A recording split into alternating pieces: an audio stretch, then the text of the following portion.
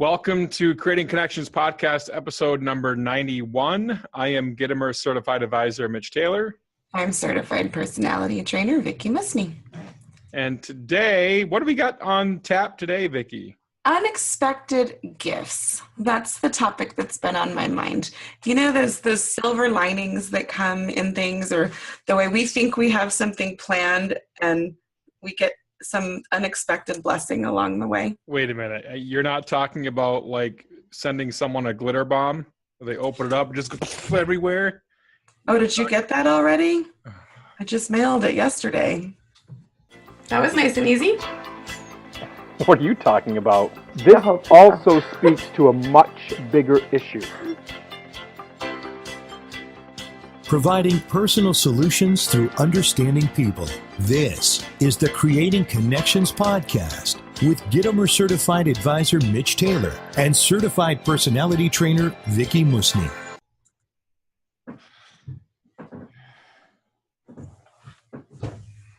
This is why I hate glitter.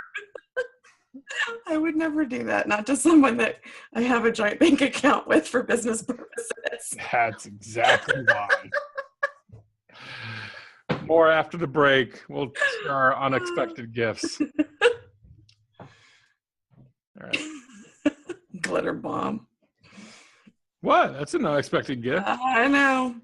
Not the kind I was talking about. No? No. So are you sure we're not talking about glitter bombs, unexpected gifts? Yes, that is not the kind of unexpected gift I was referring to. I guarantee it. I hate glitter. I don't even let my kids do crafts with glitter. Yeah, I hate it. I'm going to be good and not say a word. Thank you. About glitter. Yeah, no, I know, because there was that really awkward time my husband was subbing in Sunday school, and it was like Valentine's Day, and they were making things when they were decorating with glitter, and then he showed up to trivia, and people were like, so where have you been today? And yes, this was a serious topic. I don't know if it's something about Christmas time or the holidays or just winter and I'm spending more time inside that I get really reflective. And I think that's why I was thinking about this, because I wasn't one of those people that started out always dreaming of owning my own business and, you know, working in the wedding industry. That whole journey for me was a completely unexpected gift, as were many of the things that I've learned and the people that I've met and the friendships that were formed along the way. And so, yeah, for me, thinking about this goes all the way back to the beginning of my business story, you know, and I don't know how much I've shared little pieces here and there on the podcast before, but my husband had just finished, well, I guess my then fiance had just finished video and animation school in the spring, and we were planning a summer wedding. I was working as a teacher, and that spring semester while I was planning, I was working in a junior high, and then I was moving to a high school right after the wedding. So yeah, I thought I had my career. I'd gone to school to be a teacher. That's what I was doing. That's what I thought I was going to do for, you know, the long haul until like my mom before me. That's all I'd ever thought about since I was 10 years old.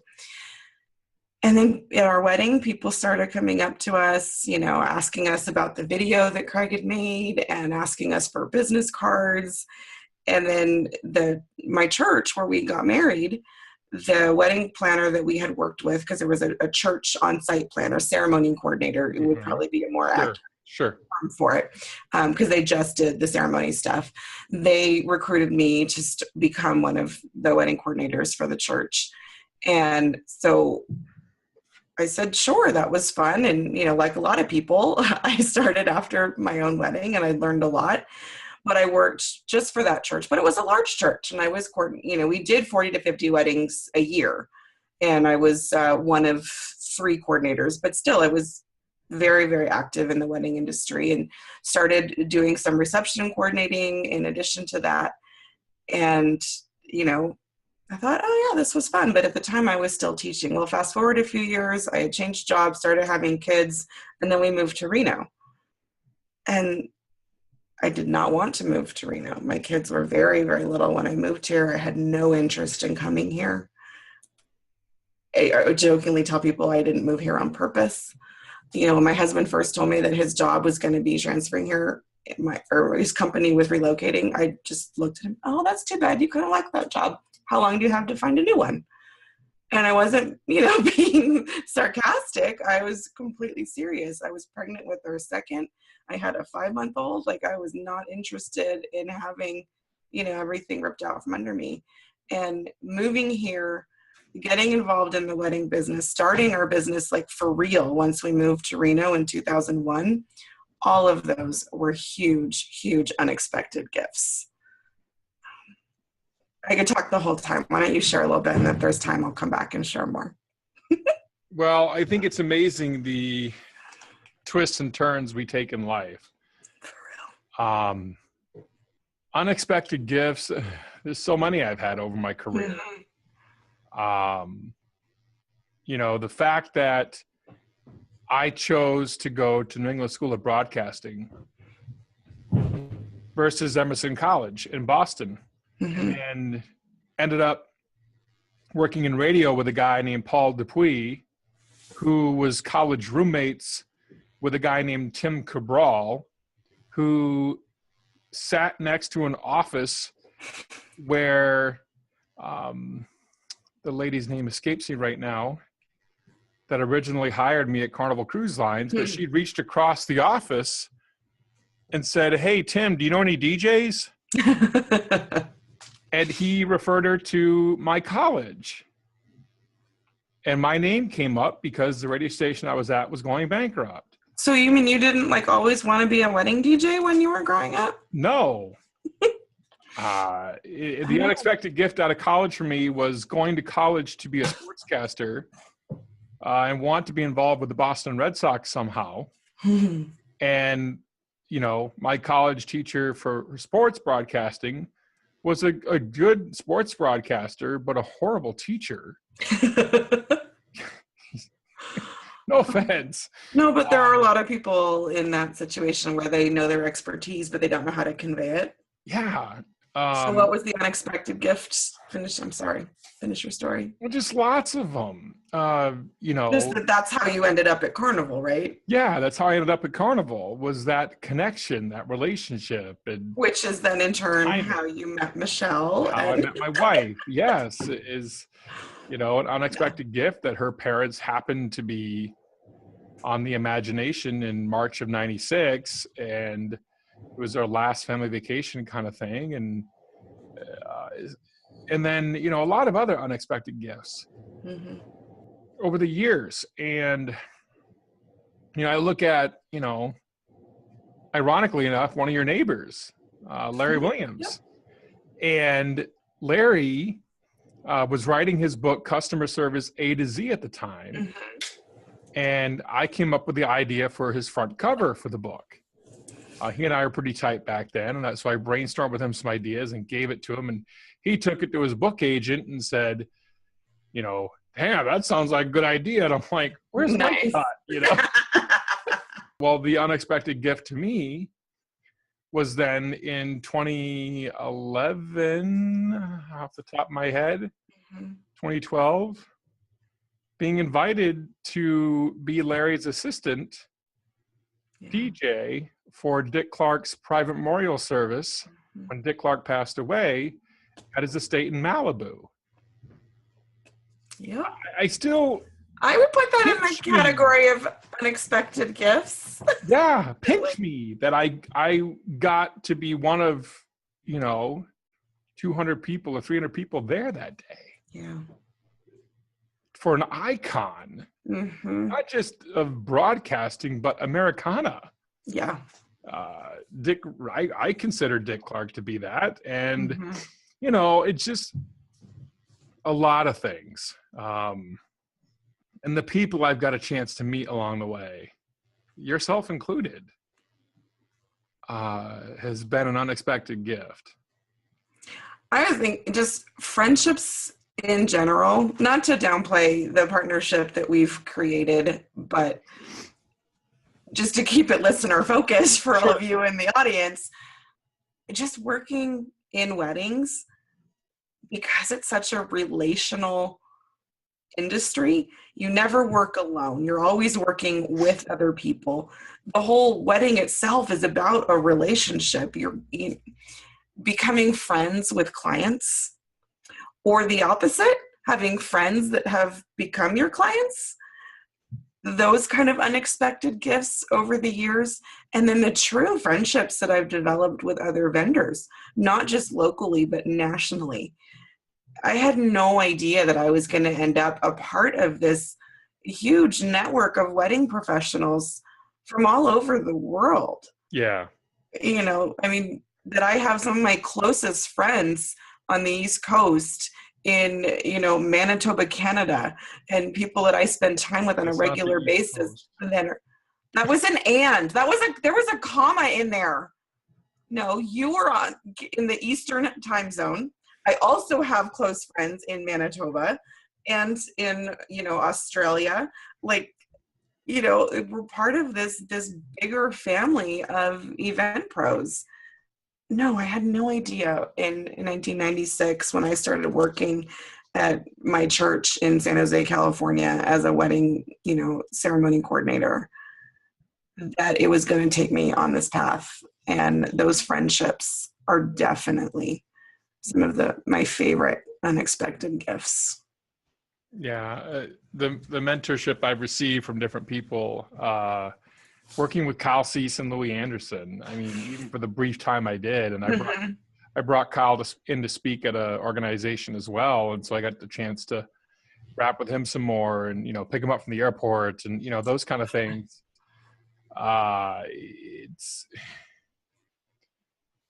But I encourage you to not only look at those big, unexpected gifts. Mm-hmm. The twists and turns your life takes. But even last night, I'm going to get personal. Is that okay? Mm-hmm. Even last night. Are you night. Cry? I don't think so. Okay, good. Maybe. I don't know. All right, go ahead. So even last night, we're debating about who was going to take Kendall to pick up Christmas wreaths, right? Mm-hmm. My daughter. And Michelle had a meeting at 7. And so it got to be 6 o'clock. And I just said, yeah, I'll, you know, you got a meeting here in an hour. We don't know how long it's going to take us to get the wreaths and get out and then deliver. And, you know, so let me just do it. So I did. And we're driving in the car on the way back home from dropping off the wreaths. And Kendall asked me if we can play a song. And so I played the song for her, and to have her and her sweet little 10-year-old voice completely off key, singing along with me,